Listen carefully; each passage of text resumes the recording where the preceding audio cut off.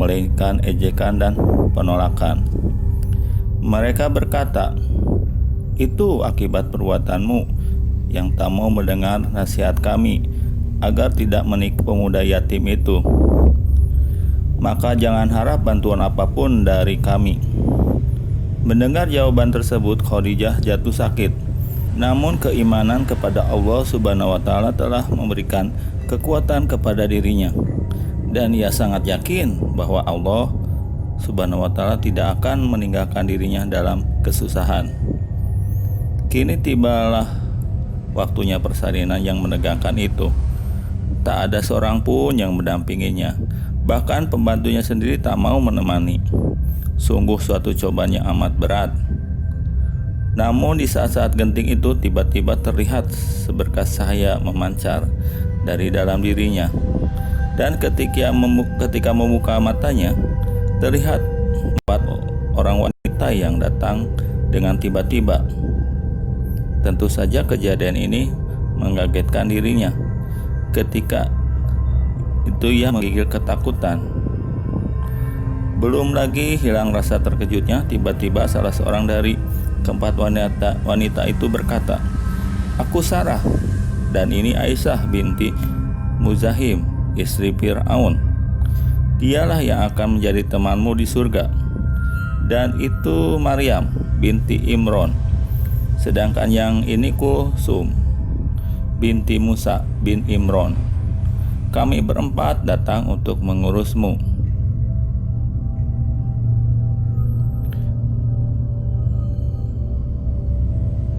Khadijah menceritakan, maka terakhirlah Fatimah. Dan ketika ia diletakkan di atas sana, ia bersujud dan mengangkat jari-jari tangannya. Waktu terus berjalan. Kemudian Fatimah Az-Zahra RA, putri Rasulullah SAW, penuh dengan perjuangan dan pengorbanan kalbunya yang telah disinari pancaran nur ilahi, tak membuatnya enggan menolong orang kesusahan, meskipun hidup yang di dalamnya penuh penderitaan karena kemiskinan keluarganya. Dikisahkan pada suatu hari seorang selesai menunaikan sholat, Nabi Muhammad SAW duduk menghadap kiblat dikelilingi oleh para sahabat.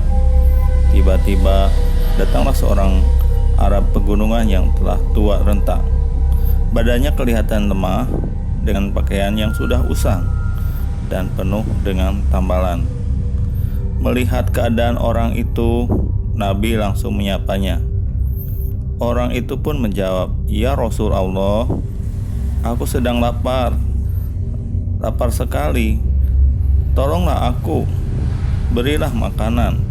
Aku pun tak punya pakaian selain yang sedang kupakai ini," ujar orang itu dengan tubuh gemetar. "Sayang sekali aku tidak memiliki apa-apa yang dapat diberikan. Pergilah sekarang juga kepada orang yang dicintai Allah dan Rasulnya. Ia lebih mengutamakan Allah daripada dirinya sendiri. Itulah Fatimah, putriku." "Rumahnya dekat sekali dengan rumahku," jawab Nabi seraya menyuruh Bilal bin Rabah untuk mengantarnya ke tempat putrinya.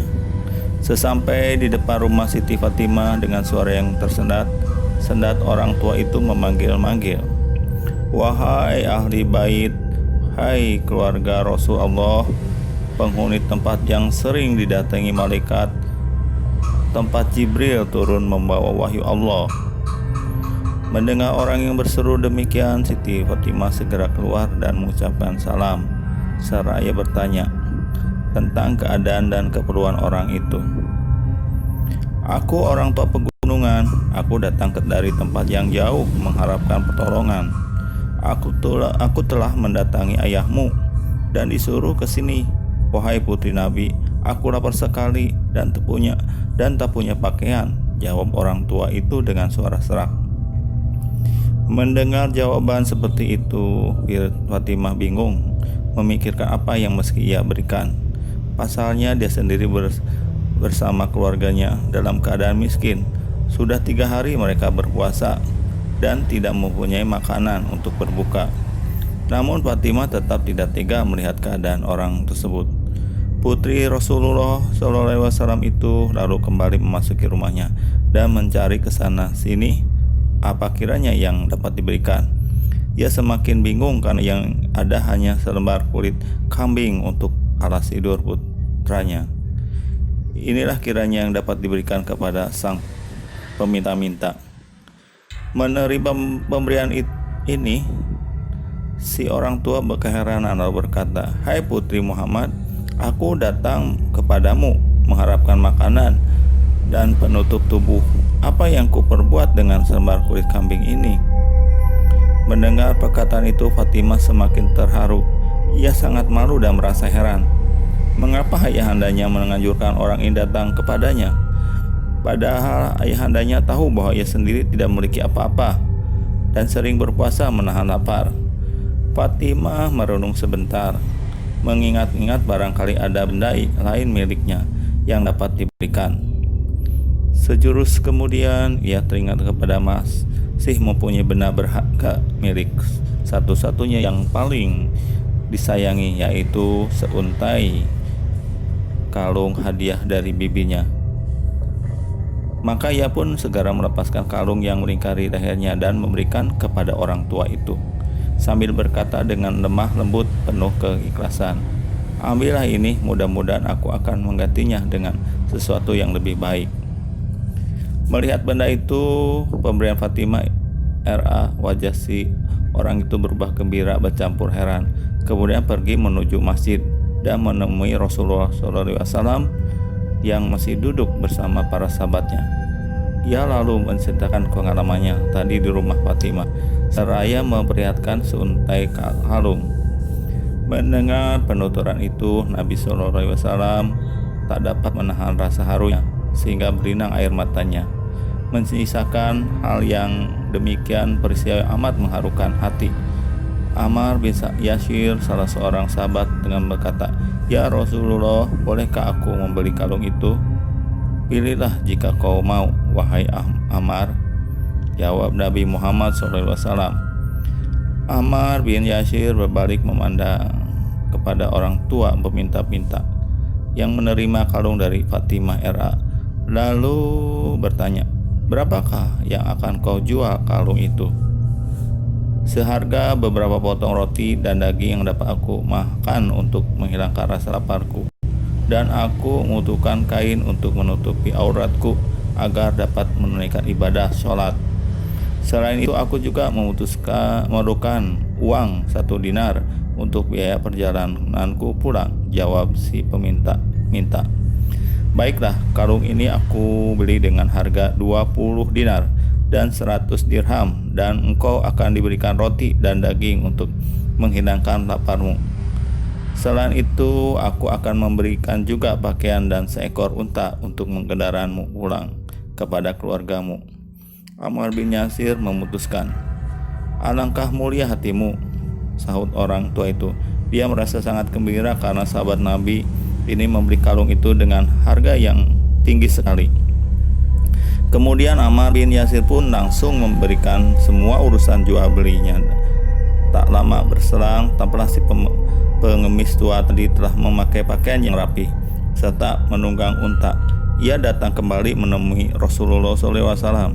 Melihat kedatangan orang tua itu dalam keadaan yang telah berubah, Nabi SAW memandang sambil tersenyum, kemudian bertanya, "Bagaimana keadaanmu sekarang?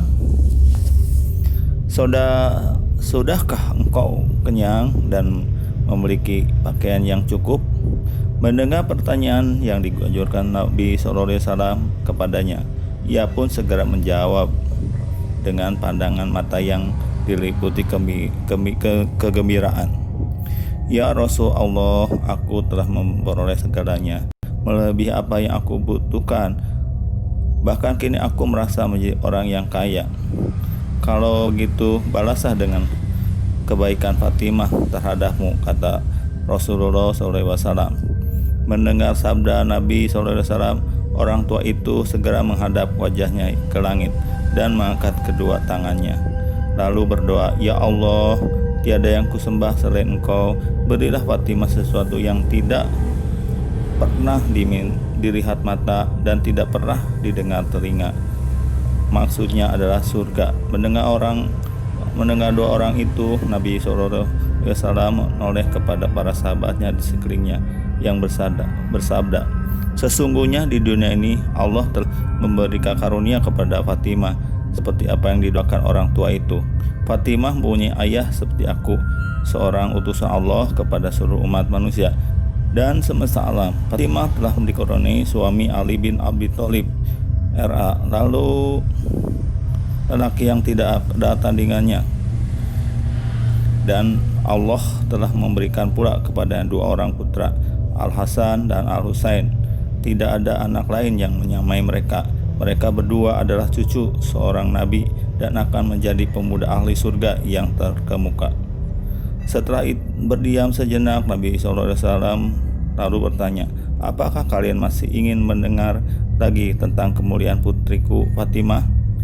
Mendengar pertanyaan Nabi SAW, para sahabat menjawab dengan serentak, "Benar, wahai Rasulullah." Nabi SAW kemudian menlanjutkan, "Telah datang kepadaku malaikat Jibril memberitahu bahwa pada saat meninggalnya Fatimah, ketika di dalam kubur, ia akan didatangi malaikat dan akan ditanya, 'Siapa Tuhanmu?' Fatimah akan menjawab, 'Allah Tuhanku.' 'Siapa nabimu?' Fatimah akan menjawab, 'Ayahku adalah nabiku.' Sesungguhnya Allah telah memerintahkan malaikat supaya melindunginya dan selalu menyertai pada waktu hidupnya hingga kedatangan ajalnya." Demikianlah sabda Rasul SAW yang telah mengungkapkan keutamaan dan kemuliaan Siti Fatimah Az-Zahra RA. Kembali ke soal kalung, Ammar bin Yasir kemudian membungkus kalung itu dengan kain yang diberikan wewangian. Sesudah itu ia memerintahkan kepada hamba saya yang bersama bernama Saham agar menyerahkannya kepada Nabi SAW disertai pesan, "Engkau pun kuberikan pula padanya." Sesampainya di hadapan Nabi SAW, segera Saham menyerahkan bungkusan tersebut dan menyampaikan pesan Ammar bin Yasir. Betapa herannya Nabi SAW ketika melihat isi bungkusan dan mendengar pesan itu. "Pergilah engkau kepada Fatimah dan serahkan bungkusan berisi kalung ini kepadanya. Di samping itu engkau kuhadiahkan juga pada Fatimah," kata Nabi SAW. Kemudian tampak berlama-lama Saham yang segera pergi untuk melaksanakan tugas yang dibebankan kepadanya.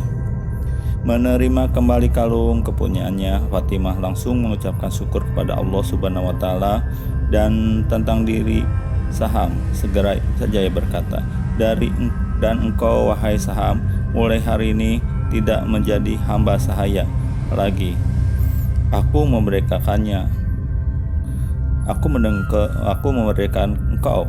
Betapa gembiranya Saham ketika mendengar pertanyaan Fatimah era. Baginya ini merupakan hadiah paling berharga dan yang pernah diperolehnya di dalam hidupnya. Karena sangat gembira, ia terus-menerus tertawa dengan senangnya. "Mengapa kau tertawa, Saham?" tanya Fatimah. "Aku tertawa karena merasakan betapa berharganya nilai seuntai kalung yang telah memberikan berkah. Benda itu mengenyangkan orang yang kelaparan dan menutupi aurat yang hampir telanjang, serta membuat orang miskin merasa kaya. Dan sekarang, aduhai, kalung itu telah mendekatkan seorang budak." Jawab Saham diakhiri dengan mengucapkan terima kasih kepada Siti Fatimah era dan bersyukur kepada Allah Subhanahu wa Ta'ala.